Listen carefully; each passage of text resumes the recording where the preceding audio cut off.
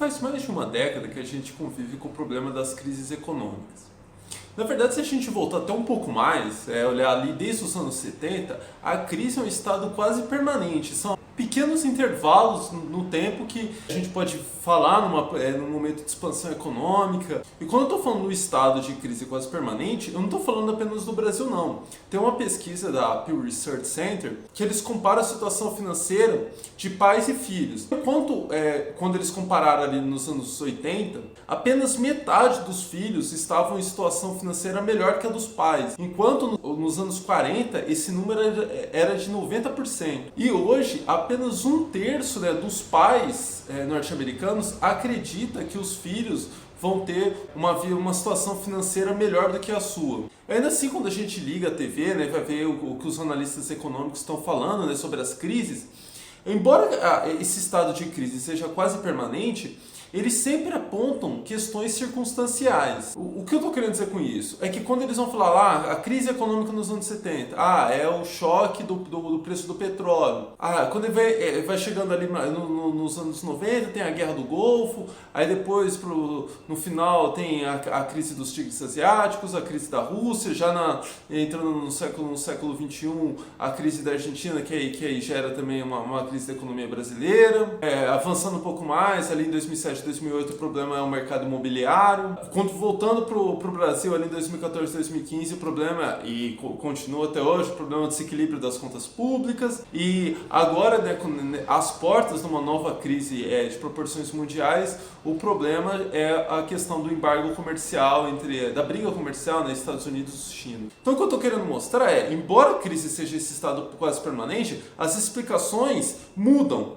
Essa aqui o problema é o petróleo, essa aqui o problema é o mercado imobiliário. Então o que eu vou fazer nesse vídeo? Eu vou fugir dessas explicações circunstanciais e mostrar o que há de comum, um movimento subjacente a tudo isso que torna esse cenário de 1970 para cá tão favorável para a eclosão de crises. E aí eu vou aproveitar esse movimento para apontar também por que as explicações dadas pelos analistas econômicos da TV passa longe dessa real dinâmica e as suas soluções não enfrentam de fato o problema.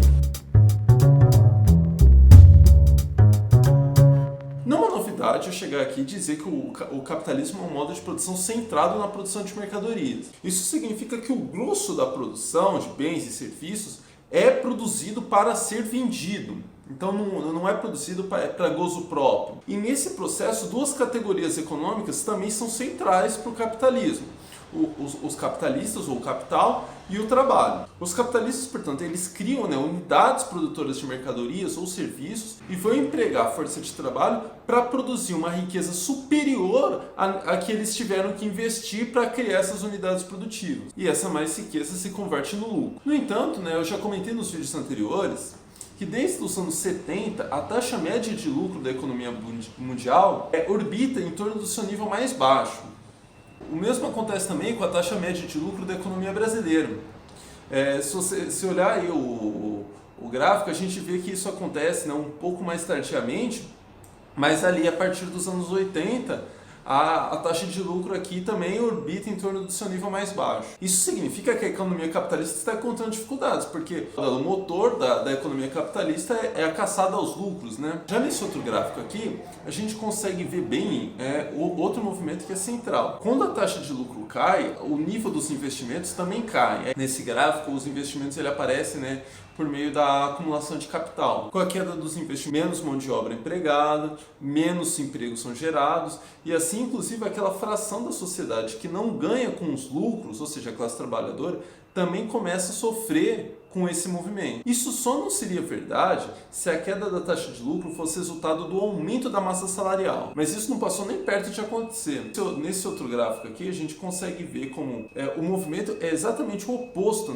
A partir ali dos anos 70, a produtividade do trabalho segue crescendo, mas os salários eles ficam praticamente estagnados. E um outro efeito que a gente vê aí, que eu já discuti melhor lá nos vídeos sobre desenvolvimento tecnológico, é que o aumento da produtividade, ele na verdade tem empurrado para baixo os salários, porque eles têm gerado maior desemprego. Mas aí surge uma outra questão, Como que a economia pode estar nesse estado de crise quase permanente se a produtividade do trabalho está crescendo? É nessa pergunta que os analistas econômicos aí do mainstream empacam, porque eles não conseguem explicar por que isso está acontecendo, que para isso a gente tem que voltar lá no problema do valor. Eu estou juntando uma série de dados, questões, para fazer um vídeo só explicando, né, por que o valor ele realmente só é gerado pelo trabalho socialmente necessário.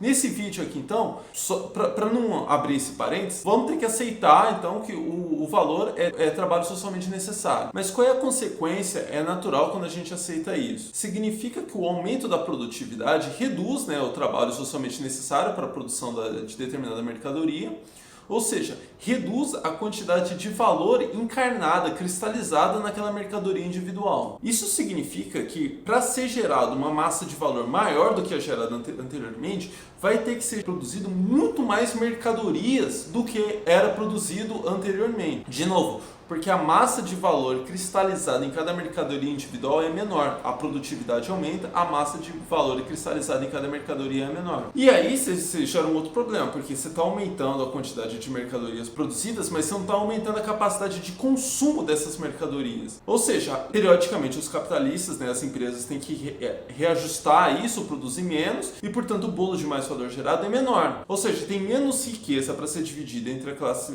capitalista e a classe trabalhadora. Por isso a gente consegue ver paralelamente uma queda da taxa média de lucro e a estagnação salarial. E vejam que as soluções, as medidas propostas, né, pelos analistas econômicos aí do mainstream não passam nem perto de enfrentar essa dinâmica. A primeira narrativa, né, a primeira medida é aquela história, né, do desequilíbrio das contas públicas, e esse desequilíbrio das contas públicas gera incertezas nos empresários, e é por isso os empresários têm investido menos. O que eu estou mostrando aqui é que o problema não é insegurança, o problema é os empresários estão investindo menos porque a taxa média de lucro é menor. Ou seja, você tem menos incentivos, você vai ganhar menos investindo. Aí entra naquela outra dinâmica que eu também já comentei. Investir, por exemplo, numa fábrica é empacar um dinheiro por muitos anos. E quando a taxa de lucro é menor, o seu risco de perder esse dinheiro é muito maior. Em contrapartida, investir no mercado acionário, na especulação financeira, comprar títulos da dívida pública, o dinheiro fica empacado por um tempo muito menor e as possibilidades de retorno são parecidas, quando não maiores. Outra solução aventada aí é o aumento dos investimentos públicos, né?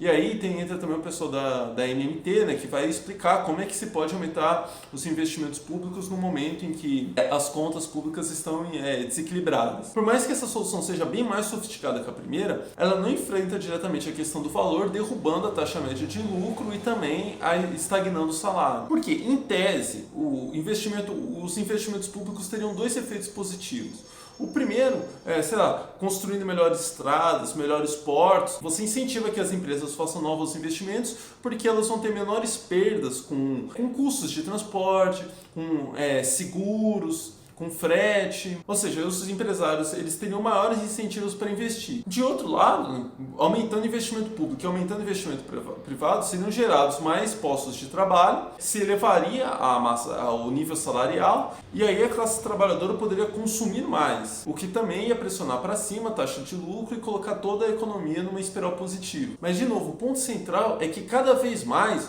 o aumento dos investimentos ele vem acompanhado da substituição por força de trabalho por maquinário. Ou seja, cada vez mais os novos investimentos eles têm gerado menos postos de trabalho. Nesse gráfico aqui do Carquilho, a gente vê um aumento abissal, né, da produtividade do trabalho, enquanto que o número de trabalhadores empregados por meio de produção é cada vez menor. Está se aproximando ali do zero. No entanto, outro elemento que impede que o aumento, né, dos gastos públicos, dos investimentos públicos, tire a economia mundial desse atoleiro, é a própria dinâmica competitiva do capitalismo, porque o capitalismo é competição. Nesse outro gráfico aqui, a gente consegue ver como o aumento dos gastos públicos nos Estados Unidos cria uma dinâmica favorável para as empresas norte-americanas. Só que essa mesma dinâmica favorável, para elas, prejudica os seus componentes japoneses e alemães. Por quê? Nesse gráfico aí, a gente está vendo o aumento da taxa de lucro, né? A gente está acompanhando a taxa de lucro nessas diferentes economias.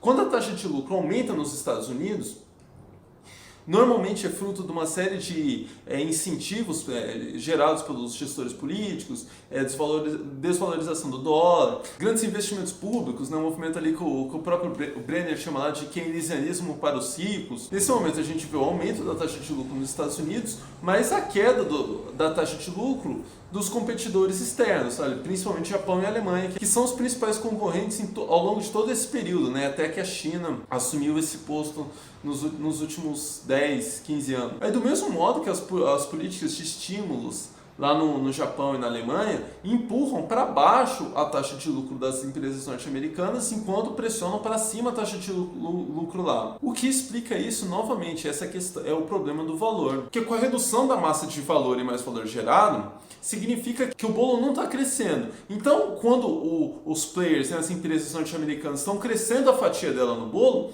as empresas japonesas e alemãs estão perdendo fatia dela no bolo. A estagnação da economia mundial, esse estado de crise permanente, significa que o bolo não cresce. E aí a gente volta para aquela verdade inconveniente, né? Não tem solução para esse problema se o modo de produção continuar assentado na venda da força de trabalho. Você precisa que os trabalhadores vendam a força de trabalho para conseguir com isso dinheiro suficiente para comprar as mercadorias. Ou seja, o acesso das pessoas àquela massa de riqueza gerada depende delas venderem a força de trabalho. E esse movimento está gerando problemas porque cada vez mais a gente vai ter menos postos de trabalho. Mas enfim, o que eu reservei para o vídeo de hoje era isso. Eu recomendo que quem não viu os vídeos sobre desenvolvimento tecnológico lá, ainda não terminei essa discussão, mas já tem 2 vídeos aí apresentando os principais nuances dessa dinâmica. Então quem não viu, dê uma olhada lá. E não mais é isso.